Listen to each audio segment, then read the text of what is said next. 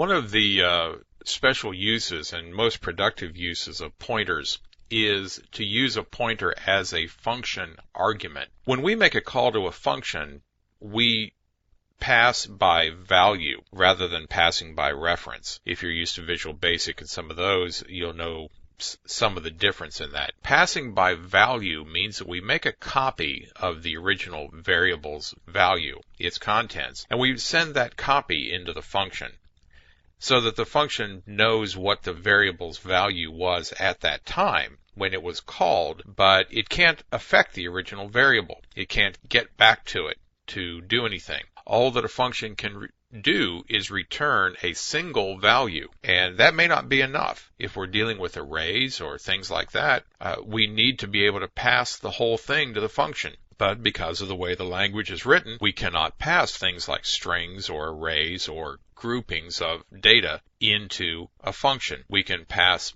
more than one individual item, but still that's very restrictive and not really what we want to try to do. But if you send a function the address of a variable, then it can get to the variable because it knows where it lives. It knows where the variable is stored in memory because that's the address, or that's a pointer to it. And that's what we do in printf. When we do a printf of hello world inside double quotes, what really gets sent to printf is the address of this first character, the 0 element of hello world \n. Printf can then go to that place in memory and read these characters out and process them as necessary. So the address of hello world is what's being sent to printf. That's how we use pointers as function arguments. Very important concept and something you're going to see in some of our demo programs as we go along here. So the best way to work on a lot of data or allow a function access to a lot of data is to pass the address of the first piece of information. And you're going to see this used a lot when we talk about structures as well, because structures are assemblies